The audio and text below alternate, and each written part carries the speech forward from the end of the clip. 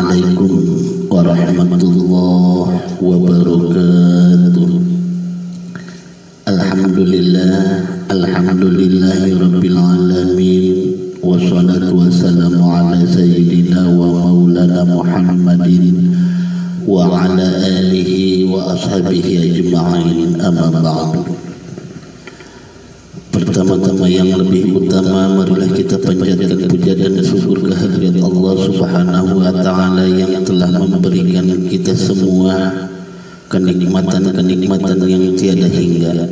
Salawat dan salamnya mudah-mudahan tercurahkan selalu kepada junjungan kita baginda alam nyatanya Nabi besar Muhammad sallallahu alaihi wasallam yang telah membimbing kita semua dari jalan kegelapan menuju jalan terang benderang. Di malam yang indah ini saya akan menyampaikan sebuah tema yang insya Allah manfaat buat kita semua, yaitu tentang kisah Nabi Adam alaihi wasallam. Dulu ketika Allah Subhanahu wa Ta'ala menciptakan seorang nabi bernama Adam alaihissalam, yaitu di tanah liat, maka Allah ciptakan beliau dari tanah liat sehingga berbentuk berupa manusia. Dan ketika udah jadi, Nabi Adam dibaringkan di sebuah tempat selama 40 hari. Beliau terbaring, belum ditiupkan nyawanya. Ketika umur 40 hari beliau berbaring, maka Allah Ta'ala pun meniupkan nyawa Nabi Adam alaihissalam, sehingga tiupan pertama itu sampai ke mata Allah meniupkan ruh, maka terlihatlah keindahan surga berupa buah-buahan yang nikmat. Dan ketika ruh sampai di perut, maka mulailah Nabi Adam ingin menikmati buah-buahan itu.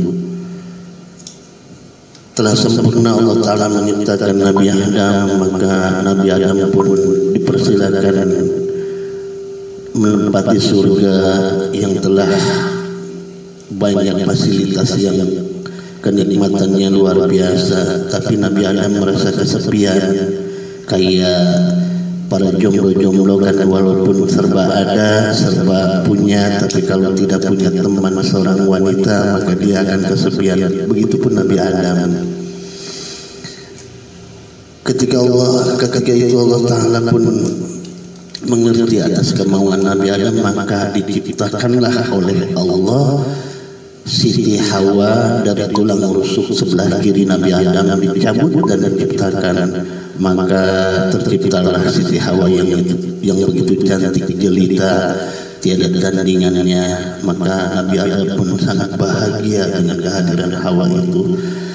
Ketika mau disentuh oleh Nabi Adam, kata Allah, nanti dulu Adam, kamu harus menghalalkan dulu Siti Hawa itu.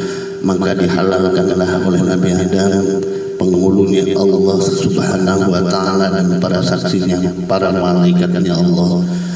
Maka disitulah ada salawat yang disebut salawat Jibril, yaitu mas kawinnya Nabi Adam kepada Siti Hawa. Allah sallallahu ala Muhammad sallallahu alaihi wasallam. Maka siapa yang membaca sallallahu ala Muhammad maupun sallallahu ala Muhammad sallallahu alaihi wasallam, hidupnya akan bahagia di dunia wa dunia wal akhirah.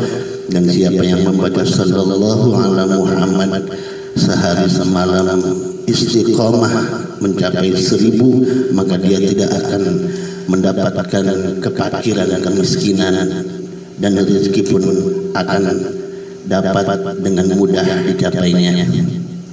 Oleh karenanya bahagialah di situ Nabi Adam. Tapi Allah Ta'ala pun berfirman lagi kepada Nabi Adam, silahkan kamu menikmati fasilitas yang ada di dalam surga, tapi syarat jangan sampai kau mendekati buah kuldi, pohon kuldi. Itu saja, yaitu yang harus kamu taati. Ketika itu setan pun, namanya iblis pun, sangat iri hati dengan kehadiran Nabi Adam. ketika hadir Nabi Adam sudah ditiupkan ruhnya, maka seluruh malaikat pun suruh bersujud sama Allah, termasuk iblis. Maka iblis pun dengan hati yang sombong dia berkata, Adam terbuat dari tanah, sedangkan aku terbuat dari api, maka tak mau aku sujud kepadanya. Itulah sifat iblis yang sesungguhnya. Maka Allah pun murka kepada iblis, dan iblis pun diusir oleh Allah di surga. Disitulah terjadi permusuhan antara manusia dan iblis.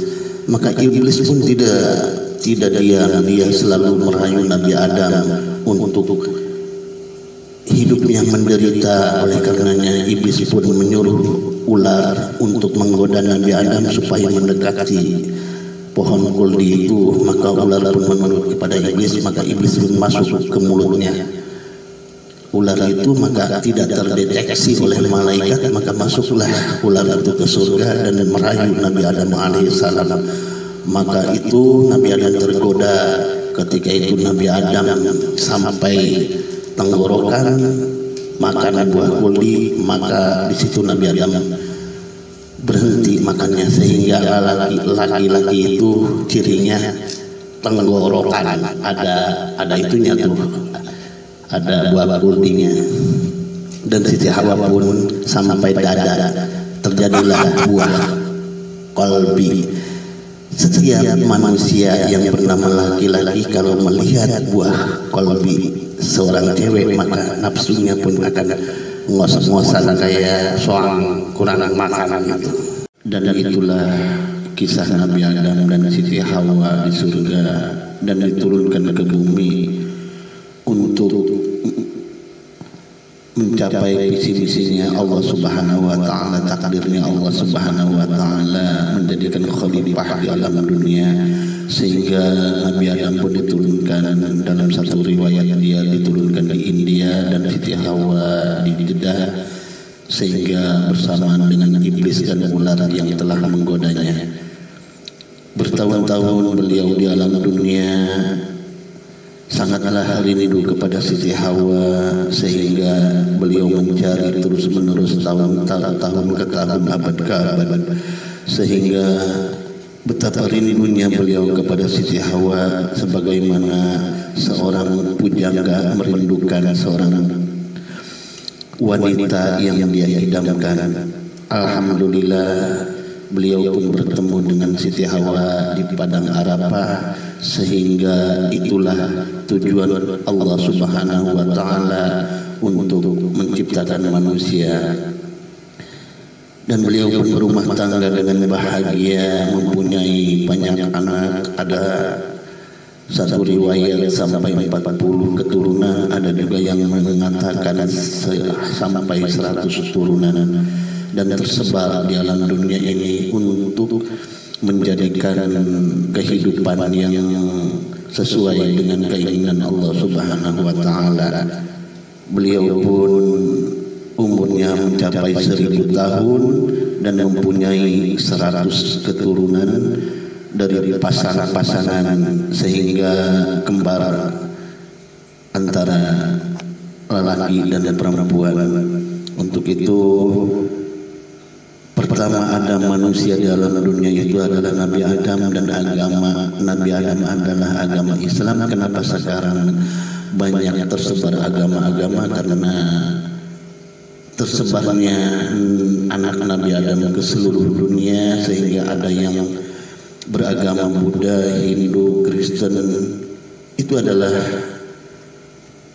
warnanya dunia. Kalau sehingga dunia ini penuh dengan Islam semua, maka tidak ada warna dan tidak ada ujian keimanan kita sebagai umat muslim yang sejati. Untuk itu marilah kita bersatu, berpadu, menyelesaikan semua masalah dengan keimanan dan keikhlasan. Jangan sampai berputus asa dalam rahmat Allah.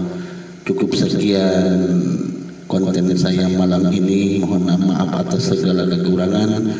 Usikum wa nafsi bitaqwallah.